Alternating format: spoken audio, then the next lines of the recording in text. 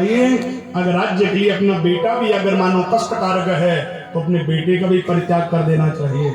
राजा उग्रसेन ने अपने बेटे को पलना में डाल करके, पात्र में डाल करके नदी में प्रवाहित कर दिया। अगले दिन प्रातःकाल शूरसेन नदी में स्नान कर रहे थे तो बहते हुए पात्र को देखा, पकड़ करके लेकर के आए। पात्र में एक नन्हा सा बालक है, उस बालक को लेकर के शूरसेन घर आए। अपने बेटे वसुदेव के साथ इस बच्चे का पालन पोषण किया, जिस बच्चे का नाम रखा गया कंस। धीरे धीरे समय अंतराल बढ़ने लगा। ये बालक जब बड़ा हुआ तो एक दिन नारद ने आकर के बताया, हे तेरे पिता ये नहीं है, तेरे पिता मथुरा के राजा उग्रसेन है, जिन्होंने तुम्हें जन्मते मारने के लिए नदी में फेंक दिया था। वो तो किस्मत अच्छी है तेरी, तू बच गया। कंस को जब पता चला कि मेरे पिता उग्रसेन है, मैं मथुरा के शासक का बेटा हूँ, बड़ा क्रोध आया। अपने पिता के प्रति ऐसी कटुता उत्पन्न हो गई कि अपने साथ बड़े बड़े राक्षसों को, मित्रों को इकट्ठा किया, अपने पिता की नगरी के ऊपर आक्रमण कर दिया और अपने पिता उग्रसेन और अपने चाचा देवक को पकड़ करके जेल में बंद कर दिया और कंस मथुरा का राजा घोषित हो गया। धीरे धीरे समय बढ़ने लगा। आगे चल करके कंस की एक चचेरी बहन, ये देवक की बेटी देवकी है, विवाह के योग्य हुई। राज्य के लोगों ने कहा, राजन अपनी बहन का विवाह नहीं करोगे?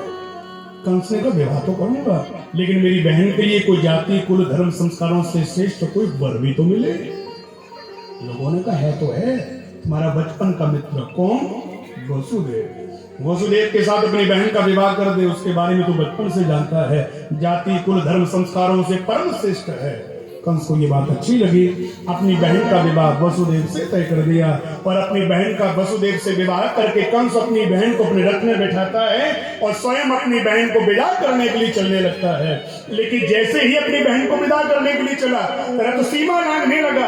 आकाशवाणी हो गई, ए राजन, जिस देवकी को तुम बड़े प्रेम से विदा करने के लिए जा रहे हो, उस ही का अष्टम तुम्हारा काल होगा। काल के बारे में जब पता चला, कंस डर गया, भयभीत हो गया, रथ से नीचे उतरा, तलवार निकाली, बहन को बालों से पकड़ा, मारने के लिए तत्पर हो गया।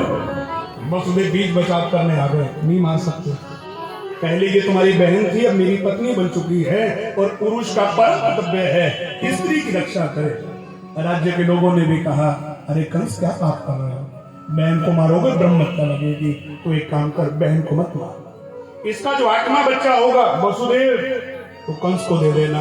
वसुदेव ने स्वीकार कर लिया, 8वां बच्चा मैं कंस को प्रदान कर दूंगा। लेकिन यहाँ वर्णन मिलता है, नारद जी ने आकर के कंस को कहा, देवताओं का कोई पता नहीं है, 8वां बच्चा अगर पहला, दूसरा, तीसरा, चौथा बन करके आ गया तो तुम्हारे घाट में को काल पहले भी आ सकता है, कभी भी आ सकता है, बुद्धि से काम ले। ये बात कहकर के नारद चले गए। कंस ने अपनी बहनों को जेल में बंद कर दिया ताकि जितने बच्चे होंगे सबको मार डालूंगा। पहला बेटा कीर्तिमान मार दिया गया, दूसरा, तीसरा, चौथा, 5वां, 6ठा, 6 बच्चे कंस ने मार दिए। 7वें ग्रुप में शेषनाग का अवतार दाऊ जी आए। कन्हैया ने सोचा दाऊ पहले आ गए तो काम भी पहले कर देंगे, तो संकर्षण के माध्यम से देवकी का 7वां गर्भ निकाल करके रोहिणी के गर्भ में जाकर के स्थापित कर दिया। कंस को पता चला देवकी का गर्भ गिर गया, इसने सोचा अच्छा हुआ, मैं भी मारने वाला था, स्वयं ही मर गया। लेकिन 8वें के रूप में आए स्वयं भगवान श्री कृष्ण। रात्रि के 12 बजे का समय है, जिस समय भगवान के प्राकट्य का समय आया कि घनघोर बादल छाने लगे हैं। कंस के सारे पहरेदार घोर निद्रा में चले गए और उधर जेल के मध्य में उजाला हुआ, जिस उजाले में भगवान शंख, चक्र, गदा, पद्म हाथ में धारण करके जब प्रकट हुए हैं कि देवताओं ने पुष्पों की वृष्टि करना प्रारंभ करते हुए सत्यव्रतम सत्य परम त्रिसत्यम सत्यस्य योनिं निहितं च सत्यं सत्यस्य सत्यं मृत सत्य नेत्रं सत्यात्मकं त्वां शरणं प्रपन्नम्। सत्य सत्य सत्य कहकर के भगवान का पुष्पों से खूब स्वागत किया है। लेकिन भगवान जब जेल में प्रकट हुए तो भगवान ने वसुदेव को कहा, पिताजी इस समय मैं आत्मरक्षा करने में समर्थ नहीं हूँ, मुझे बड़े सारे कार्य करने हैं, मेरे कार्यों में मेरा सहयोग करने के लिए आप मुझे गोकुल छोड़ाइए। यशोदा ने माया रूपी कन्या को जन्म दिया है, वो कन्या आत्मरक्षा करने में समर्थ है, आप उस कन्या को ले आइए, जब यथोचित समय आएगा मैं बड़ा हो जाऊंगा, इस पापी का संहार करके आपकी जरूर रक्षा करूंगा। वसुदेव ने कहा, बेटा मैं तो बंधा हुआ हूँ, मैं बाहर कैसे निकलूंगा? चिंता मत करो, ये मेरी माया का ही आवरण है, मेरी माया के प्रभाव से आप मुक्त ही हो जाओगे। ये कहते ही वसुदेव बेड़ियों से मुक्त हो गए। छोटे से रूप को कन्हैया ने स्वीकार किया। पलना में डाल करके कन्हैया को वसुदेव ले करके चलने लगे। एक एक करके जेल के 10 दरबार खुलते हुए चले गए। कंस के सारे पहरेदार घोर निद्रा में चले गए थे। पलना में डाल करके वसुदेव की सीधे कन्हैया को लेकर के गोकुल पर बढ़े। यमुना में प्रवेश किया तो यमुना का जलस्तर बढ़ने लगा। भगवान ने पांव बाहर निकाला, यमुना एक छल्लाहट लेकर के आई, भगवान के पांव छुए, यमुना शांत हो गए। और उधर वसुदेव कन्हैया को लेकर के सीधा गोकुल पहुंचे।